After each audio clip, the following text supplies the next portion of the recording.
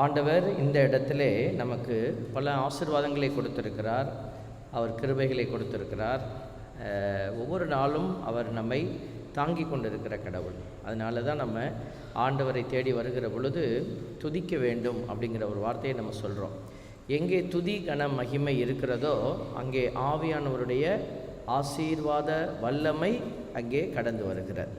இந்த துதிக்கிற போது தான் இந்த filling of the holy spirit நம்ம சொல்கிறோம். ஃபில்லிங் நடக்குது. நம்ம பார்த்திங்கன்னா உடம்பு இங்கே இருக்குது. நம்ம உடம்புக்கு உள்ளுக்குள்ளே இன்னும் 2 முக்கியமான விஷயம் இருக்குது. என்னென்ன இருக்குது? நம்ம உடம்பு இருக்குது நமக்கு தெரியும். ஏன்னா நம்ம வலி வேதனை எல்லாமே இந்த உடம்பு தான் சந்திக்கிறது போல் நினைக்கிறோம். ஆனால் அதை விட உங்களுக்கு வலியையும் வேதனையும் கொடுக்கறது உள்ளுக்கு இருக்கிற இன்னொரு விஷயம். இப்போ ஆன்மான்னு நம்ம சொல்கிறோம், மனசுன்னு சொல்லுவாங்க. அதுக்கு வேரியஸ் டிஃப்ரெண்ட் வார்த்தைகள் பயன்படுத்தப்பட்டாலும் அதில் ஒரு உண்மை என்னென்னா, உள்ளுக்குள்ளே இருக்கிறது ஒரு உயிருள்ள ஒரு அடையாளம். அது உயிருள்ள ஒரு பொருள். நம்ம உடம்பு மாதிரி அதை உணரதான் முடியுமே இல்லையே, உடம்பு மாதிரி இதை தொட்டு பார்க்க முடியாது.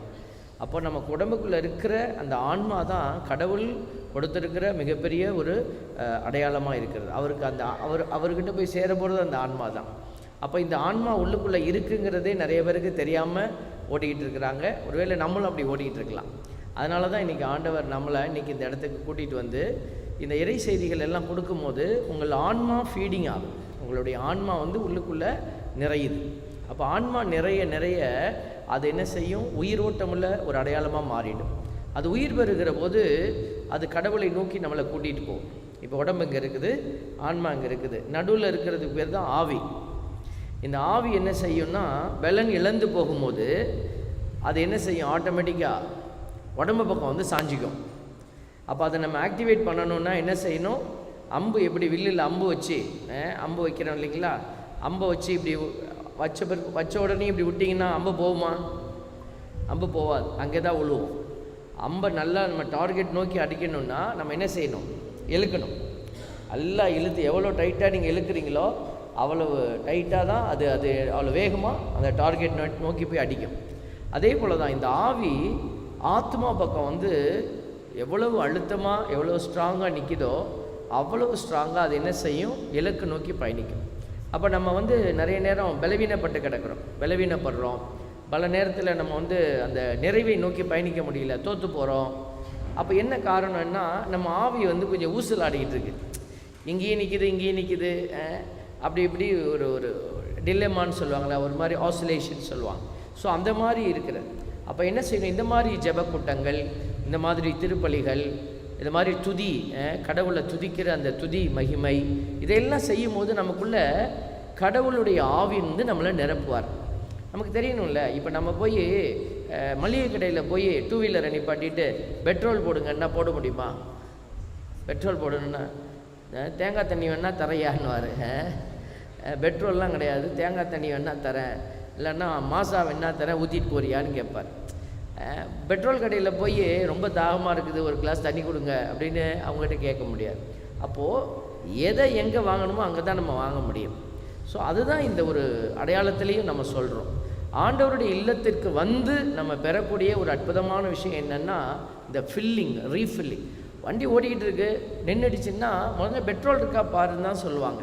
இப்போ நம்ம ஆன்மாவினுடைய ஓட்டமும் நின்றுடுச்சு, பலருக்கு நிற்கிது. அப்போ அவங்கக்கிட்ட நம்ம பார்க்க வேண்டியது என்னென்னா, ஆன்மாவில் ஃபில்லிங் இருக்குதான்னு தான் பார்க்கணும். அப்போ இந்த ஃபில்லிங் எப்படி பண்ணுறது? இப்போ நீங்கள் பார்த்தீங்கன்னாக்க யூடியூப்லலாம் பார்த்துருப்பீங்க, ஃப்ளைட்டு போய்கிட்டே இருக்குது, இன்னொரு ஃப்ளைட்டு போய் அந்த ஃப்ளைட்டுக்கு ஃபியூவல் கொடுக்குறாங்க, ஓடிக்கிட்டே இருக்குது. அந்த ஏர் எல்லாம் வானத்தில் நடக்குது, நீங்கள் பார்த்துருக்கலாம். இப்போ போர் விமானங்கள் எல்லாம் இறங்கி பெட்ரோல் போட்டுக்கிட்டு திருப்பியெல்லாம் போகிறதில்ல, ஃபில்லிங்ஸ் மேலேயே நடக்குது. அப்போ அவங்க போட்டுக்கிட்டு இருக்கும்போதே, பறந்துக்கிட்டு இருக்கும்போதே இங்கேருந்து இன்னொரு பைப்பு போகுது, அவங்களுக்கு போய் அதை லிங்க் கொடுக்குது. அப்போ அதே மாதிரி நமக்கு விண்ணகத்தில் இருக்கிற கடவுளின் ஆவி நம்மளுடைய ஆவியோட இணையுது. கனெக்ஷன், கடவுள் அந்த கனெக்ஷன் தான் வச்சுருக்கிறார். எப்பெல்லாம் நீங்கள் கடவுளின் ஆவியால் நிரப்பப்படுறீங்களோ, ரீஃபில்லிங் நடக்குதோ, அந்த ஆவி பலன் அடைந்து ஆவியின் பக்கம், நம்முடைய ஆத்மாவின் பக்கம் சாஞ்சிக்கும். ஆத்மாவின் பக்கம் அது சாஞ்சிருச்சுன்னா அது எப்படி இருக்கும்னா, இன்னும் அதிகமாக கடவுளை நோக்கி கடவுளுடைய காரியத்தில் அக்கறையாய் அது செயல்பட ஆரம்பிக்கும். அதனால தான் நம்ம என்ன செய்கிறோம், ஒவ்வொரு முறையும் கடவுளை புகழுங்க, கடவுளை புகழுங்க, கடவுளை போற்றி பாடுங்க. நம்ம கிறிஸ்டியானிட்டியில் நிறைய எல்லா மதத்துலேயுமே, கிறிஸ்டியானிட்டின்னு இல்லை, எல்லா மதத்துலேயுமே சாமி பாட்டுன்னு ஒரு பாட்டு இருக்குது பார்த்தீங்களா? சாமி பாட்டு. இந்த சாமி பாட்டுன்னா என்ன? எப்போவுமே வார்த்தையாக சொல்லிக்கிட்டு இருந்தால் நமக்கு போர் அடிக்கும். அதனால் பாடல், ஒரு முறை பாடுவது இருமுறை ஜெபிப்பதற்கு சமம்னு சொல்லக்கூடிய அளவுக்கு அந்த பாடல் நமக்கு வல்லமையாக இருக்குது. சின்ன குழந்தைங்க கூட பாடல் அப்படின்னா உள்வாங்கி பாடுவாங்க இல்லையா? அப்போ பாடல் பாடுகிற போது நீங்கள் ஜெபிக்கிறீங்க. இப்போ பாடல் என்பது ஏதோ ஒரு ஜாலிக்காக பாடுறதில்லை, மொனாட்டனஸை பிரேக் பண்ணுறதுக்காக பாடுறதில்ல. அதெல்லாம் ஒரு ரீசனாக இருந்தால் கூட நம்ம பாடும்போது, துதிக்கும் போது அந்த இடத்துல தூய ஆவியினுடைய ரீஃபில்லிங் நடக்குது. இப்போ நீங்கள் இங்கே வந்திருக்கிறீங்க, துதிக்கிறீங்க, ஃபில் ஆகிடுறீங்க. உங்கள் வீட்டுக்காரரோ உங்கள் மனைவியோ உங்கள் பிள்ளைகளோ வீட்டில் இருக்கிறாங்க, அவங்க எப்படி ஃபில் ஆவாங்க? அப்போ தான் அவங்க என்ன செய்கிறாங்க, எம்டினஸ்ஸை ஃபீல் பண்ணுறாங்க. அவங்க வீட்டில் உட்காந்திங்கன்னா நீங்கள் போய் சோறு போட்டுக்கிட்டே, ஆல்பர்ட் சாமி வந்தார், இன்றைக்கி என்னம்மா சொன்னார் தெரியுமா, நீங்கள் தான் வராமல் போயிட்டீங்க, இப்படியெல்லாம் போகலன்னா நரகத்துக்கு போயிடுவோம்மா அப்படின்னு நீங்கள் சொல்லிக்கிட்டே இருந்தீங்கன்னா வீட்டுக்காரர் கொஞ்சம் நேரம் பொறுமையாக சாப்பிட்டுட்டே இருப்பார். அதுக்கப்புறம் என்ன நடக்கும் யாருக்குமே தெரியாது என்ன நடக்கும். சோத்து கை ஃபுல்லாக நம்ம மூஞ்சில் தான் இருக்கும். என்னடி மனுஷனை சாப்பிட விடுறியா நீன்னு, அவன் வந்தான் இவன் வந்தான்னு உயிரை வாங்கிட்டு. ஏன்னா அவங்களுக்கு அந்த ஃபில்லிங் இல்லை. அப்போ ஆவியானவருடைய தொடுதல் இல்லாமல் அவங்கள்ட்ட போய் நீங்கள் எதையும் பேசுனீங்கன்னா அவங்களுக்கு ரீச் ஆகாது, புரியாது. அப்போ எல்லாம் மூடி கிடக்கு. அப்போ அதனால தான் இன்றைக்கி நம்ம ஆண்டவருடைய பிள்ளைகள் ஆண்டவருடைய கிருபைக்குள்ளே நம்ம வரணும், ஆண்டவருடைய ஒரு ஆசீர்வாதத்துக்குள்ளே நிற்கணும்னு சொல்லி ஆண்டவர் நம்மளை கூப்பிட்றாரு. அதனால் எழுந்து நின்று நம்ம இந்த பாடலை பாடுவோம். அன்பு கூறுவேன் இன்னும் அதிகமாய். உங்களுக்கு எல்லாம் தெரியும், இணைச்சட்டம் 6:5 சொல்லப்பட்ட அந்த வார்த்தையின்படியாக இணைச்சட்டம் 6:5 நேற்று நான் வாசித்தோம். முழு இதயத்தோட, முழு உள்ளத்தோட, முழு ஆற்றலோட ஆண்டவராகிய கடவுளிடம் அன்பு கூறுவாயாக. இந்த பாடலை நம்ம பாடுவோம். இந்த பாடலை பாடிட்டு அடுத்த ஒரு பாடலை பாடுவோம். இப்போ ஆண்டவரை நம்ம இந்த பாடலை பாடி துதிப்போமா எல்லோரும்? ஆண்டவர் துதிக்கிற போது உங்களை நிரப்புறார். பிசாசு என்ன செய்வான்னா வாயை மூடி வச்சுருவான். நம்ம எவ்வளோதான் அறிவாளியாக இருந்தாலும், எவ்வளோதான் பணக்காரராக இருந்தாலும் இந்த ஃபில்லிங் மட்டும் காசு கொடுத்து வாங்க முடியாது, அறிவை கொடுத்து வாங்க முடியாது. நம்ம தாழ்ச்சியோடு ஆண்டவருக்கு முன்னாடி கையை உயர்த்தினாதான், மனசை உயர்த்தினாதான் இது நடக்கும். துதித்து பாடுவோம்.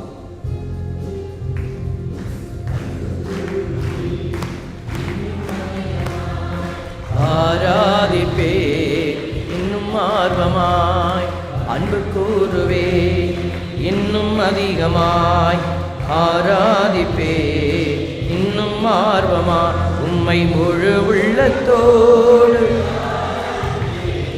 முழு பலத்தோடு அன்பு கூறுவே.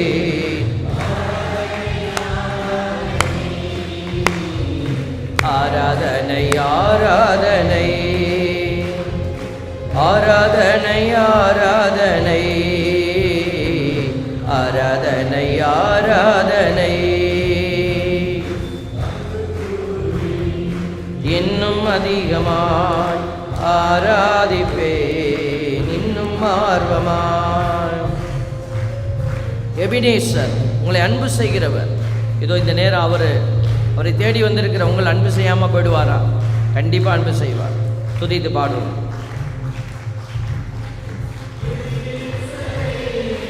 எபினேசரே இதுவரையில் உதவினீரே, எபினேசரே எபினேசரே இதுவரையில் உதவினீரே, இதுவரையில் உதவினீரே.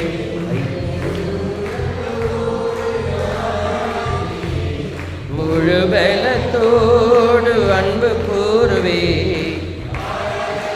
ஆராதனை ஆராதனை ஆராதனை, எல்லோரும் ஆராதனை ஆராதனை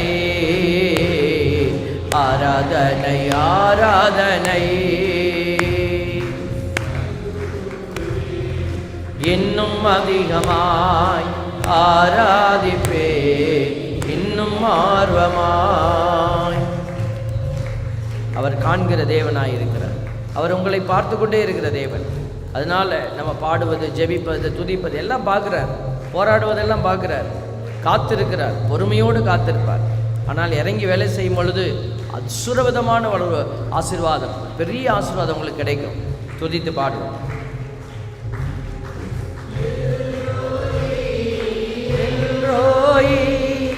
என்னை கண்டீரே நன்றி ஐயா.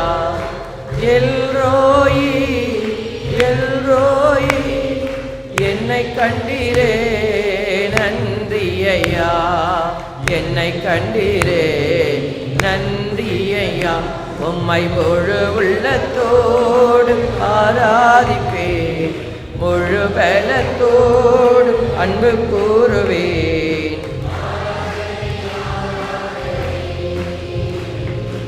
ஆராதனை ஆராதனை ஆராதனை ஆராதனை ஆராதனை ஆராதனை அன்பு கூறுவேன், இன்னும் அதிகமாய் ஆராதிப்பேன், இன்னும் ஆர்வமாய். ஆண்டவர் சுகமாக்குகிற தேவன். இப்போ மனசில் நோய், உங்களுடைய வேதனை, மன வலிகள் எல்லாத்தையும் அவர் சுகப்படுத்துவார். மனுஷன் சுகப்படுத்த முடியாததை அவர் மட்டும்தான் சுகமாக்குவார். அதனால தான் நம்ம சொல்கிறோம், ஆண்டவரை துதிங்க, துதித்து பாடுவோம். யெகோவா ரஃபா சுகம் தந்தீரே நன்றி ஐயா. யெகோவா ரஃபா யெகோவா ரஃபா சுகம் தந்தீரே நன்றி ஐயா. சுகம் தந்தீரே நன்றி ஐயா. உம்மை முழு உள்ளத்தோடு ஆராதிப்பேன், முழு பலத்தோடு அன்பு கூறுவேன். ஆராதனை ஆராதனை ஆராதனை ஆராதனை ஆராதனை ஆராதனை ஆராதனை ஆராதனை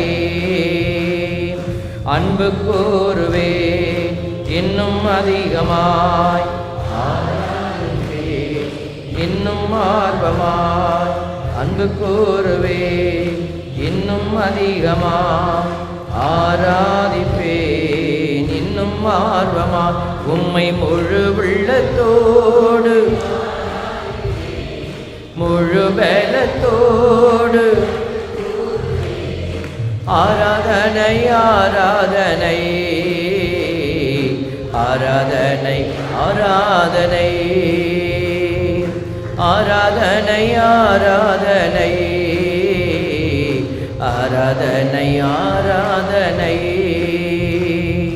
ஆராதனை ஆராதனை. கண்களை மூடி எல்லாரும் கரங்களை விரித்து ஆராதனை. கண்களை மூடுமா எல்லோரும்? ஆராதனை ஆராதனை ஆராதனை ஆராதனை. ஹல்லேலூயா ஹல்லேலூயா ஹல்லேலூயா.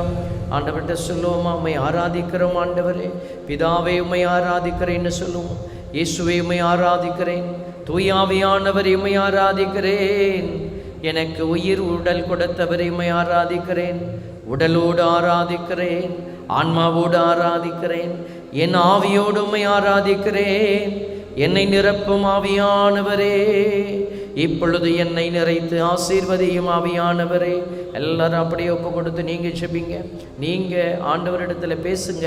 எங்கே இருவர் மூவர் எங்கே கூடியிருக்கிறீங்களோ அங்கே நான் இருக்கிறேன்னு சொன்னார். அவர் உங்கள் பக்கத்தில் இருக்கிறார். பிள்ளையே, கண்களை மூடி கரங்களை விரித்து உன் அப்பாவிடத்தில் பேசுங்க. மகனாகி இயேசு கிறிஸ்துவிடத்தில் பேசுங்க. தூய் ஆவியாரை கொடுப்பாங்க அவங்க. இப்பொழுது உங்களுக்கு தூய் ஆவி இந்த வழிபாட்டுக்குள்ளே செல்வதற்கு உங்களை தகுதியாக்குகிற கடவுளின் ஆவி உங்களை நிரப்ப போகிறார். தாகமுள்ளவன் மேல் தண்ணீரை ஊற்றுவேன் என்று சொன்னவர் அவர். தாகமுள்ளவன் மேல் என் தண்ணீரை, ஆவிக்குரிய அபிஷேக தண்ணீரை ஊற்றுவேன் என்று வாக்குமொழிந்தவர் அவர். நீரோடை ஓரம் நடப்பட்ட மரம் போல நிரப்பாய் என்று சொல்லுகிறவர். இதோ ஒப்பு கொடுத்து செபிங்க. பரிசுத்த ஆவிகளை நிரப்புங்கப்பா. என் பலவீனம், என்னுடைய வலி, என்னுடைய வேதனை எல்லாவற்றையும் ஆண்டவர்கிட்ட ஒப்பு கொடுக்குறேனப்பா. ஏசு ஆண்டவர் நீங்கள் பேசுகிறது உங்களுக்கு முன்னாடி நின்று கேட்டுக்கொண்டே இருக்கிறார். நம்ம எவ்வளோதான் பெரிய மனுஷங்களாக இருந்தாலும் நம்ம மனசுக்குள்ளே பல கவலைகள் உண்டு, வேதனைகள் உண்டு, எதிர்பார்ப்புகள் உண்டு. நம்முடைய வாழ்க்கை என்னவா மாறப்போகிறதோ என்கிற ஒரு பெரிய அச்சம் உண்டு. எல்லாவற்றுக்கும் விடை, உன் பெருமூச்சுகளுக்கு விடை சொல்லுகிறவர் தூய ஆவியானவர். இப்பொழுது அந்த ஆவியானவர் நம்மை நிரப்புகிறார். தாகமுள்ளவன் மேல் தண்ணீரை ஊற்றுவேன் என்றீ, வறண்ட நிலத்தில் ஆறுகளை ஊற்றுவேன் என்றீ, ஊற்றுமையா உம் வல்லமையை, தாகத்தோடு காத்திருக்கிறேன், தாகத்தோடு காத்திருக்கிறேன். மாம்சமான யாவர் மேலும் ஊற்ற வேண்டுமே, மக்கள் எல்லாம் இறைவாக்கு உரைக்க வேண்டுமே. எல்லோரும் ஆண்டவரிடத்தில் கேட்போம். ஆண்டவரே, மாம்சமான என்னை நிரப்புங்க தகப்பனே. இதோ உடலோடு நிற்கிற நான் பாவம் செய்திருக்கிறேன், உடலோடு நிற்கிற நான் பலவீனனாய் நிற்கிறேன், என்னை நிரப்புங்க தகப்பனே. மாம்சமான யாவர் மேலும் ஊற்ற வேண்டுமே, மக்கள் எல்லாம் இறைவாக்கு உரைக்க வேண்டுமே. ஊற்றுமையா உம் வல்லமையை,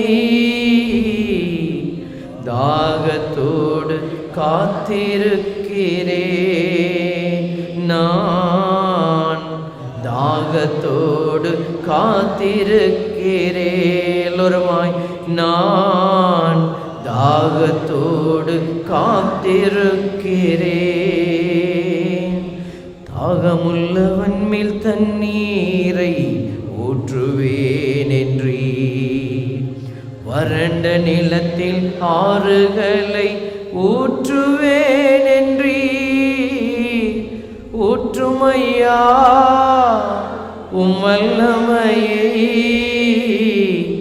தாகத்தோடு காத்திருக்கிறேன், தாகத்தோடு காத்திருக்கிறேன். தொடர்ந்து திருப்பலிக்குள் கடந்து செல்வோம். வருகை பாடல்.